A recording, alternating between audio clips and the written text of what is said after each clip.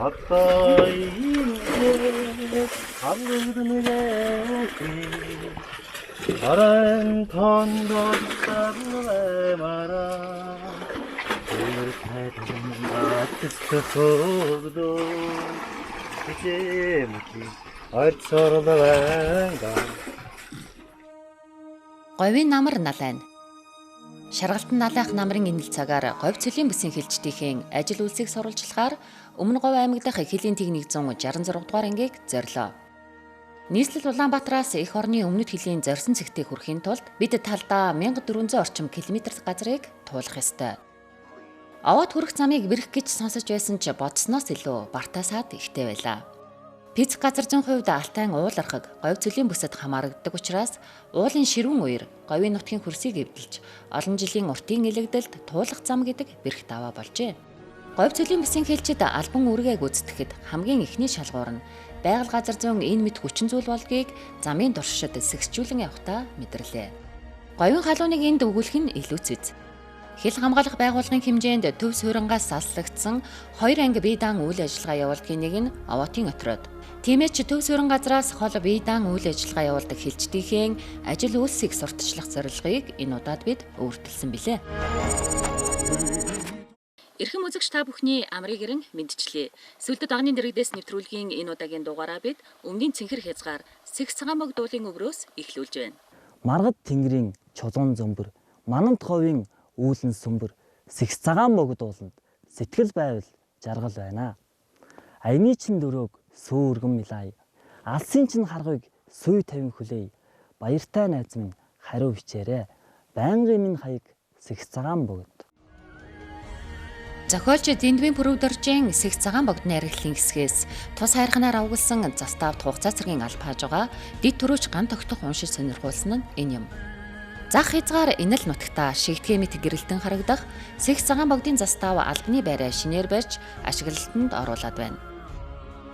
За 2 жилийн хугацаанд энэ барилгыг барихад нэлээдгүй хүч хөдөлмөр орсон. Энгийн ажилтнаас хамгийн дээдлийн офицер хүртэл гар бие бүхэл хүмүүсийн хөдөлмөр шингэж өнөөдөр энэ 2 давхар барилга бариад одоо нээлттэй хийх гээд бэлэн болцсон байгаа. Артлын барилга.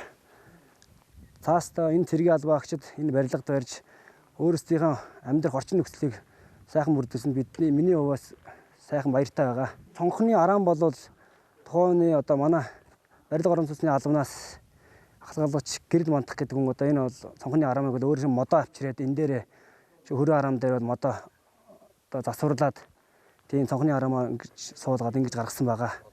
Тэг модон вакуумаар цонх хийж ингэж одоо энэ цонхыг 2 давхрын энэ цонхнуудыг гэрн хийсэн байгаа. Говь цэлийн бүсэд үүрэг гүйцэтгэж байгаа алба хаагчдын ая тухтай амьдрах орчныг бүрдүүлж өгсөн Баянгор аймгийн удирдуул болон шинэ жилийн удирдлагуудад нийт ставын бие бүрэлдэхүүнийхээ өмнөөс баярсан талархснаа илэрхийлж байна.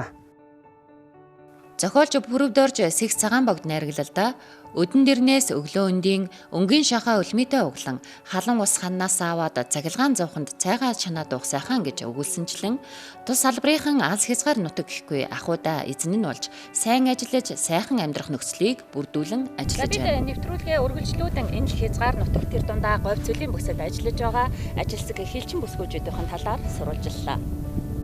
Бид Овоотын отродын замын бэлгэх хатан суудал Сэгс цагаан богд энгин сэвстэй хөвд булаг шэвэг хөрөнгөний заставуудад ажиллахдаа говийн хэлчдийн ажилсаг аж ахуйч бүтээлч байдалтай танилцаж явлаа.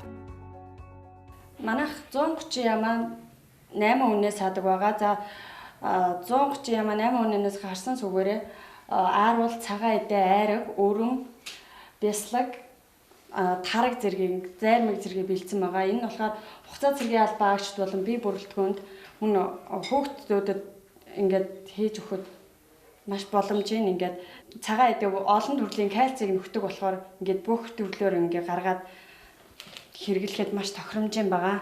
За манай эмэгтэйчүүд маань агуулгад ирсэн хүнснийхээ бүтээгдэхүүнээр одоо гарын дор материал ашиглан одоо төрөл бүрийн одоо боорцог, талах зэргийг одоо хийжсэн байгаа.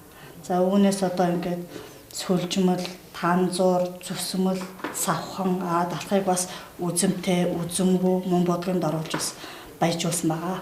Манай цэцлэг хүлэмжтэй бол төрөл бүрийн ногоо тариалдаг. Жишээлбэл помидор, үрцэн, амтад чинжүү, амтад гуай зэргийг бол тариална. Хугацаа зэргийн албаагч бол бие бүрэлдэхүүний хүнсний хэрэгцээг бол хангадаг. Ер нь хий гэсэн сэтгэлтэй байхад юу ч хийж чаддсан байна гэдгийг бид нар бол харуулж чадлаа гэж бодож байна. Монгол Улсын засгийн газрын тогтоолын дагуу хил хамгаалах байгууллага хилийн салбарт аль хааж байгаа хилчдийнхээ хүнсний хангамжийг нэмэгдүүлэн 25 нэр төрөл болгосон. Ингэснээр амин дэмээр баялаг хүнсний ногоо олон нэр төрлийн бүтээгдэхүүнийг хилчэд хүнсэндээ хэрэглэх болсон. За одоо та бүхэн манай одоо хүнсний агуулга одоо ирсэн байна. За хүнсний агуулгад одоо хүнсийг ангид төвөөс удирлаар нь хангадаг. За 20 одоо урд нь 12 нэр төрлийн хүнс ижсэн одоо л 25 нэр төрлийн хүнсээр хангалттай байгаа. За хугацаа зэргийн албаагчтай хүнсийг болохоос алдын гаргаж өгсөн, албатын дараа нарын гаргаж өгсөн зааврын дагуу нормоор стандартаар баталсан арга бүтэн дагуу болгодог. Офицер алс зэргийн хүнсийг бол сар болгон одоо сонголтоор болгодог байгаа. За манай агуулгын хүнсний тавирыг бол одоо супермаркетын одоо зориулалтаар ангаас төхөөрөмжлөсөн байгаа.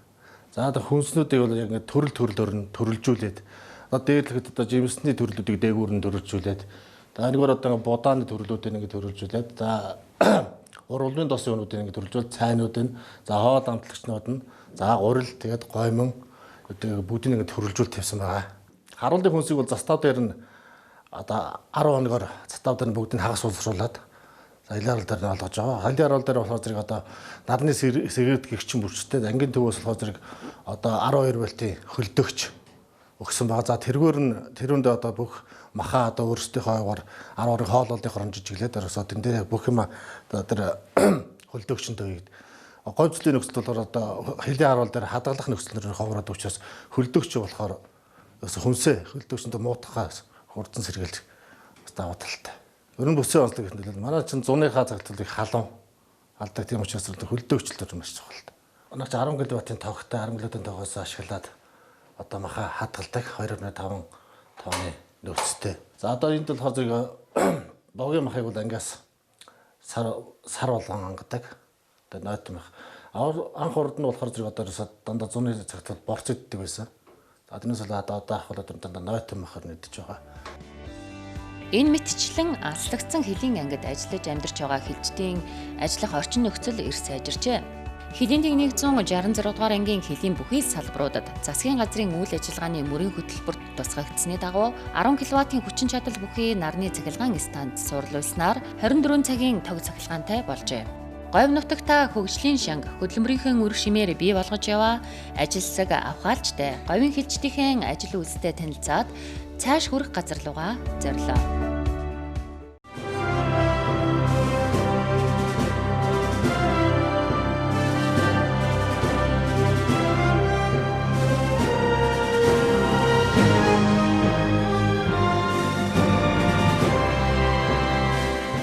Та бүхэндээ хил амаас байгуул үүч хүргэсний 87 жилийн өмнө баярын төргий. Монгол улсын хил хайван байна. Аваатын отроод 1934-өөс 1948 онуудад гадаадын дайсагнагч этгээдүүд болон дотоодын дээрэмчдийн 50 гаруй зэвсэг талдлага тулгаралтад оролцсон төр ард түмнийхээ өмнө хүлээсэн үргээ нэр төртөө биелүүлж ирсэн баатарлаг гавьяатай. Дайн байлдаанд бусад хилийн ангиуд шиг биедан ороогүй ч өмнөд хилийн энэ хэсэг түүхийн туршид ажин түжин нам гүмхэн байсаар их цагтаа залгчихсон гэвэл энэ дүрэл. Үүний нэгэн илэрхийлэл болсон түүхэн газар нутгийг бид зарим очлоо. За бид явсаар Атсын хар ам гэдэг газар хүрэлцэн ирээд байна. За миний ард их орныхоо төлөө алтан амиа өргөсөн эрлэхийг 8 хилчин нойрсож байна. Цувран байрлсан 8 шарил эдрэнгийн нуруунд болсон томоохон тулгаралтын дараа Атас Ингсийн улс орын хэсэгт хасхийн 500 гаруй дээрэмчидтэй хилчид тааран тулалдаж офицер жирэмд нарын 8 хилчин тус тулгаралтын үеэр эрлэхээр амир үтжээ. Эрм их говийн дунд алсын бараа болон дүүхийх их нуруудын дунд тэд нойрсон байна. Их говийн хөрсөнд залуу насаа мөнхлөн үрд нойрсон хөвгүүдийн алдар цураатайгүйч тэд их орон тусгаар ногтнол газар шорооныхоо төлөө алтан амиа өргөсөн гавьяатнууд. Тиймээс ч Монгол улсын баруун хил дээр болсон зэвсэгт тулгаралт ялалтаар дуусны 70 жилийн ойгоор хилийн техник 166 дугаар ангийн 0210 дугаар салбарыг цэргийн гавьяаны одонгоор шагнаж алдаршуулсан билээ. За манай Энэ цэргийн говийн одон авсан түүхэн 1939 онд эх орныхоо төлөө эрэлтэхээр тулалдсан хилчдийн одоо ам үргэлжсэн алдар гавьяаг өндрөөр үнэлж төр засгаас одоо Монгол Улсын ерөнхийлөгчийн 2018 оны 9 дугаар сарын 3-ны өдрийн 125 дугаар зарилгаар цэргийн говийн одонгоор шалгагдсан түүхэн став байгаа. За став маань Говьтай аймгийн иргэдийн төлөөс жуурлаа. 2018 онд 4-р сарын 23-ны өдрийн тогтоолоор эрэлтгэх хилчээ хамтын жөрөндийн нэрэмжит став болсон байгаа. Бид эрэлтгэх хилчдийнхээ одоо үйл төргийг эх орныхоо төлөө ам өргөцсөн алдар гавьяаг үргэлжлүүлэн одоо улам сайн ажиллахыг хичээн зүтгэж ажиллаж байгаа. За мөн энэ ч байдлаараа манай ставын хамт олон манай ставын бие бүрэлдэхүүний гар нийлэмжтэй ажиллагаа, алба үйл ажиллагаа сайн байсныг отруудын төвөөс өндрөөр үнэлж став маань 2018-19 оны отруудынхон тэргүүний став хамт олон болж ийм ажил хөдөлмөрийн үр шимийг хүртэж ингэж ажиллаж байгаа манай став. Алсаас дүнхийн хөглөх атас ингэс суул. Халахын баруун өмнөд овоотой бараагаа харалцсан байх нь их нутгийнхаа зах хязгаарыг мөнхөд манах баталгаа болон үлдсэн бат цайз гэлтэй. За бид Улаанбаатар хотоос гарсаар даруй 1600 км орчим газрыг туулан халахын баруун өмнөд овоон дээр хүрэлцээрээ халахын баруун өмнөд овоо нь улсын хилийн түүхэн төдийгүй Монгол улсын түүхэнд ач холбогдолтой түүхэн дурсгалт газар юм. 1700-аад оноос түүхэн нэгтээ халахын баруун өмнөд овоог 1938 онд шар хэмээх дамдын сүрэн буюу зориг агсны өвөө Симаков газрын зурагт оруулж байжээ. Идүүгээ энэ овооны дэргэд Монголын нутаг болохыг батлан дугаар баг нь сөндөрлөн байна. Тус овоо Монгол улсын газрын зураг дээр баруун өмнөд цэг гэж тэмдэглэгдсэн байдаг. Энэхүү түүхэн газарт хүссэн хүн бүр зорж очиод байдаггүй. Замын хувьд ч том хүндрэлтэй. Түүхийн дуршид халуун амны үнцнээр инхийн цагт өвлөгдөн ирсэн дархан хилээ хилчид залгамжлан хамгаалж явна.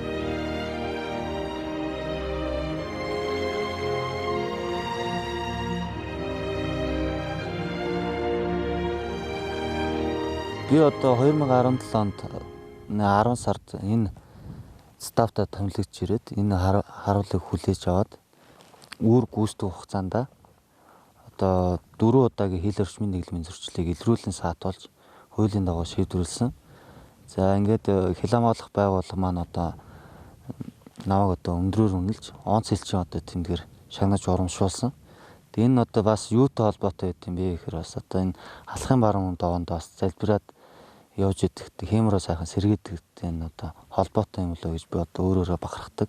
Харуулын дарга гэдэг маань одоо маш их хариуцлага өөр дээрээ толгой дээр авч явдаг. Одоо өөрөө одоо энэ албыг одоо сонирхоод одоо ороод ирсэн, өөрөө сонгоод ороод ирсэн. Наваг одоо хинч одоо энэ албар руу оруулаг болохоор одоо би өөрөө надад шантрах зүйл байдаг энэ албанаас одоо хэзээч би одоо энэ албанаас шантрахгүй. Эхнэр маань одоо миний арын амьдралыг одоо зохицуулаад манай том хүн маань одоо сургуульд орох болоод тэгээд манай гэр бүлийн одоо хот руу 2 хүүхдээ харахаар одоо ингээд явсан байгаа. Тэгээд одоо жилдээ одоо 2 удаа л одоо уулздаг. Тэр одоо ингээд тустай амьдраад одоо 2 жил болж байна одоо яг 2 жил. Одоо манай том хүү 7 настай, манай баг хүү 5 настай. Гэхдээ наваг одоо энэ дээр ажилтаа очихдоо хоёулаа цэргийн баяраар одоо зураг аваад явуулдаг. Тэгээ би 7 сарын 1-нд төрийн талбайны өдрөөр очиог байх юм бол Улаанбаатар хотод одоо парад үзээд одоо юу цэрэг хувцастай зураг над руу дарж явуулдаг. Сайхан мэт юм да.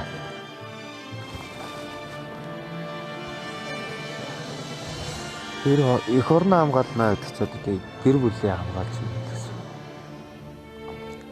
Гэтэл би одоо дотроо тэгж л одоо ажиллаа гэдэг. Бид тэр одоо яг суугаад гэр бүл болоод одоо 8 жил болж байна. 8 жилийн хугацаанд одоо тэгэл сайхан амьдарч байна дөө. Тэгэхэд хоёр талд одоо сэтгэл өрдөг гэсэн одоо хоёр сайхан үүдээ болцсон. Бид тэр одоо сэтгэл өрнө гэж байхгүй л гэж боддоо шүү дээ. Одоо ингээд зориод одоо энэ хил дээр амьдарч байгаа ч одоо ингээд бас ингээд цалин мөнгөө сураагаад ингээд бас нэг үр хөвгтүүдтэй боловсралтай болохын тулд одоо зорж ажиллана да. Амарч хүлээ аваад өмнө 2 дараа явахаар одоо ээж дээр нэг нэг замын машинаар газ зогсоочаад нэг үнсүүлчихэд ч юм уу тэг ингээ хайлт уулзчаад тэгээд явдаг. Ээжтэй одоо нэг туулж уулзааг одоо бараг 3-4 жил болж байна. Тэгээ дандаа л нөгөө ээжээ гэхээс илүү нөгөө гэр бүл рүүгээ одоо яарал гэс нэг 2 хүүхдэр эхнэр дээр очие гэл тэгэл дараагийн амралтаар ээжээ нэг сайхан баярлуулъя гэж боддог. Ахлагч Нямлхавгийн хувьд үе үеийн хилчдийнхээ үйл хэргийг залгамжилж яваа залуухан харуулын дарга нарын нэг. Хилийн харуулын дарга гэдэг улсын хил хамгаалтыг газар дээр нь гардан зохион байгуулахаас гадна хугацаа цэргийн алх багчдынхаа хувьд ах нь болох үе түнд бий. Эх орноор бол мэдээж бахархалгүй яах юм. Тэр ч маа хилчүүн гэж одоо энэ хилээс одоо дотгошоо одоо манай нутаг гээд эндээс цаашаа гадны харийн нутаг яг энэ зурвас дээр зогсоод улсынхаа хилийг ингээд хамгаалж яваа одоо мянган залуустай мөр зэрэгцээд ингээд ажиллаж байгаа одоо бахархна. Одоо юмд одоо хөнгөн хумга хандж болохгүй. Маш шинээр байх хэрэгтэй. Тэгээ энэ бол зүгээр хилчин гэдэг нэр биш. Маш цаана маш олон асар том үүрэг хариуцлага ингээд хилчин гэдэг юм дээр байждаг. Одоо байлдагч хүртэл одоо өөр ингэсэн үүрэг хариуцлагатай. Харуулын дарга гэж бас өөр ингэсэн бас үүрэг хариуцлагатай. Энэ хариуцлагын цаана бас итгэл найдар гэж байдаг. Итгэл найдрыг бас ингээ алдахгүй яваад урагшлуулад байх юм бол одоо хилчүүний мөн чанар дээр л оршдог байх гэж бодож байна. Талын мэлцийн хилийн харуул намар айжууч гэлээ говь нутагт халуун нар төөнөн байлаа. Хилийн харуулын амьдрал гэдэг дэндүү сайхан. Тэд улсын дархан хилийг хамгаалахын зэрэгцээ нэгэн халуун бүл ахан дүүс болон үүргээ гүйцэтгэдэг. Одоо манай харуулаас 420 км явж төв газар суурин газар очно. Тэгээд нэлээд асагдмал зайтай газар бас сууршдаг. Цэргүүдээ би айгүй хөгжүүлэх дуртай юм. Ийм бөөдгөн зэлүүдийн газар ч гэсэн одоо цэргүүд маань одоо юмнаас ч одоо хоцорж болохгүй. Бүх одоо энэ харуул дээр бүх мэдээлэл гарч байна. Цаг алдал үйл гарч байна. Тэрийг түргэн шуурхаад нэвтрүүлэг үзүүлэх, сонин сэтгүүл уншуулах, за мөн бие олдрыг хөгжүүлэх, сэтгэл санааг нь дэмжих, сэтгэл санааг нь судлах, сэтгэлийн хад суулгах одоо хвчлийн иймэрхүү талаас нэг хвчлийн хөгжүүлдэг. Тэгээд одоо хилээ харуул дээр юу хийж чадах уу? Цэрэг хүн гэж одоо юу хийж сурсан байх ёстой гэдэг талаас нь одоо бүгдийн зааж өгөхийг хичээдэг. Ер нь цалин хангамж маш сайн байгаа. Одоо би одоо 50% хилийн нэмэгдэл 50% цалин авдаг. 50%-аар цалинждаг. За манай гэр бүлийн хүн бас тодорхой хэмжээний бас гайгүй цалин авчдаг. Хоёулаа одоо цалинтай орлоготой том хүмүүс маань одоо сурдаг болохоор одоо сургууль сурдаг хүмүүсийг одоо эцэгээс хол сурдаг хүмүүсийг одоо хил хамгаалах байгууллагаас улирал тутам цалингийн доод хэмжээ 420 сая төгрөгөөр одоо тэтгэмж өгдөг сургууль сурдаг хүмүүсд. Тэгэхээр одоо амьдрал авахд маань одоо цалин мөнгө маань одоо хэрэгцээтэй илүү байх юм. Сайн байгаа. Тэгээ энэ хувц зэрэгслэлийг одоо хамгийн одоо чанартай бүх материалаар одоо манай хил хамгаалах байгууллага хийж хангалтаар одоо албаа агшд хангадаг байгаа. Тэгээ энэ хангалт маань ч гэсэн одоо ингээд юу яадаг. Одоо миний хангалт гэтэл одоо нормоо дуусаад одоо тэгсэн үлдрүүд дахиад үргэлжлүүлээ өмсөх одоо боломжтой гэдэг хамгийн сайн материал гэж одоо хангалтаар хилцтийг одоо хангадаг болохоор одоо энэ хувцс нормны хангалт, хүнсний хангалт гэдэг дээр одоо ярих юм байхгүй сайхан байдаг. Үнэхээр одоо энэ дээр албаагаа явж хад одоо аяд тухтай хоол хүнсийн маань одоо чанартай сайхан хүнсээр хангацдаг болохоор одоо тэр тал дээр ярих юм байхгүй.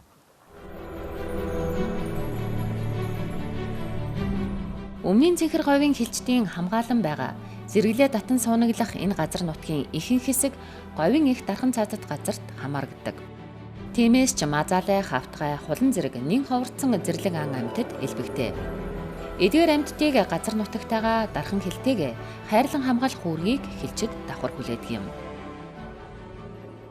Манай энэ говийг дархан цаагт газар чинь хилийнхаа зэрэгтэй сайхан хамтарч энэ хоёр том байгууллага энэ хамтарч энэ сайхан нутгаа онгон дагшнаар нүүр хойштон үлдээхийн төлөө үргэлжийн хамтаа ажиллагаатай ажилладаг. Одоо тэгээд бид нар чинь бүгдээ хоорондоо холбоотой тус тэмтэй ажиллагаатай тийм хоёр байгууллага. Олон улсын хамтаа ажиллагаа бүх энэ тусламж дэмжлэгээр одоо ямар ч байсан 20 гэтгэн байсан заалаа устдахын даваан тулаад байсан. Одоо бол ямар ч байсан өсч өндөгөө ямар ч байсан одоо судалгаа шинжилгээний үр дүн ингээд ямар ч байсан нэг ойролцоогоор 40-өд хүрчихэ гэсэн тийм эрдэмтдийн судалгааны тийм ажиллагааны үр дүн тийм тоо гарсан байна. Хилчтэйгээ үргэлжийн хамтаа ажиллагаатай сайхан хамтраад одоо энэ хилээр хууль бус үйл ажиллагаа энэ ан амьтнаа хайрлан хамгаалах энэ үсэл бүгдээрээ сайхан хамтран ажиллаж байна. Хилийнхэн туслах хүчний үр гүйцэтгэж байгаа бидний хувьд бол одоо энэ чинь 90 км яваад Идрэнгийн нор энэ хоёрын хооронд ч одоо тэгээд ямар ч булаг шанд ус өндөгж байхгүй наашийн ус улсууд бол одоо айманд ирчлэлтэй харангадаж өгөх аюултай. Газар мэдгүй хүн бол тэгэл өсөн цөлөөр явсаар байгаа л цөлөл гэсэн үг. Юу хатуу ширүүн нөхцөл. Говь цөл гэхээр сэтгэлд минь анх зөвхөн элсэл бодогдож байсан нь энэ дөрвөл байв. Говь цөлийн бүсийн хилчдийн тухайд ч ажилсхийг нь багтан томилтоосоо буцаж явна. Өмнөний цэгэр говийн хил хилчдийн ажил үйлсийг сурвалжлахдаа энэ хязгаар нутагт ажиллаж байгаа хилчдийн үр хүүхдийн сурах боловсрох асуудал нэн тулгамдсан асуудал болж байгааг сэтгүүлчийн хувьд олж харснаа хэлмээр байна. Харин босод хүчин зүйлийг болохгүйгээс болох хүртэл нь овоотын хилчид зүтгэж, бүтээж, зорж ажиллаж байна. За сүүлийн жилүүдэд хил хамгаалах байгууллагаас хилчдийн нийгмийн асуудлыг шийдвэрлэхэд бас дөрвөлт олон ажлуудыг авч хэрэгжүүллээ. За үүний үр дүнд ялангуяа манай одоо говь цөлийн бүсийн хилчдэд бас хүрсэн тэдний одоо нийгмийн асуудлыг шийдсэн олон талын арга хэмжээнүүд хэрэгжиж байна. Хил хамгаалах нүүргээ биелүүлэхэд шаардлагатай зүйлүүдээр одоо дөрвөлт арга хэмжээнүүд авсны үр дүнд хилчдийн маань үр гүйцэтгэх чадамж нэмэгдэж байна. Нөгөө талаар тэдний одоо амьдрах ажиллах орчин нөхцлүүд сайжирч байна. Мөн одоо хүнсний болон хувцас бусад хангалтууд их сайжирч энд амьдарж байгаа хилчдийн нийгмийн асуудлуудыг сайн шийдэгдэж байна. Энэ бодлого чиглэлийг хэрэгжүүлэхийн тулд бид ч бас өөрсдийнхөө анги байгууллага манай хамт олон өөрсдөө хийж чадах зүйлүүдийг улам хөгжүүл тэр бодлого чиглэлийг улам өөрийнхөө хөрсөн дээр буулгаж хөгжүүлж гэж ажиллаж чадаж бас нэлээд олон ололт амжилтуудыг гаргалаа. Бид одоо 408 зөвхөсд байгаа Монголынхаа хилчдтэйгээ одоо тэнд хэрэгжиж байгаа бодлого чиглэлийг манай хилчид ч гэсэн мөр зэрэгцэн зүтгэж Монгол улсынхаа дархан хилийг хамгаалах энэ ариун үүргийг нэр төртөөр биелүүлж байгааг хэлэхэд таатай байна. Ингээд эцэст нь яруу алдагт хилчдийн маань мэлмийн тунгалаг ажил үйлсэн бүтэмжтэй амьдралд нь тэгш сайхан байхын эрүүлийг өргөн төвшүүлье. Дархан хилээсээ эх орны нийслэл рүү буцаж явна. Нийт 3400 орчим километр газрыг туулжээ. Бид оршин буйн учрыг сануулсан түүхэн дурсгалт газрууд говийн хилчдийн дэвчээр бас хөдөлмөр чанарыг багтлаа. Эх орныхоо өмнөд хилийн халдаршгүй дархан байдлыг хамгаалсаар ирсэн та бүхэндээ ажлын амжилтыг хүсэн ёрой. За говийн хилчдийн аль буулийн ажиллагаанаас бэлтгэн хүргэж байгаа Сүлдэт багны дэргэдээс нэвтрүүлгийнхин энэ удаагийн дугаарыг бид шар хулстай хэмээх энэ сайхан үзэсгэлэнт байгаль дээрээс өндөрлүүлж байна. Говийн их дархан цаазат газрыг хамгаалах үүргийг овоотын хилчид маань давхар хүлээдэг юм. Овоотын цэгэр хязгаараас та бүхэнд үзүүллээ.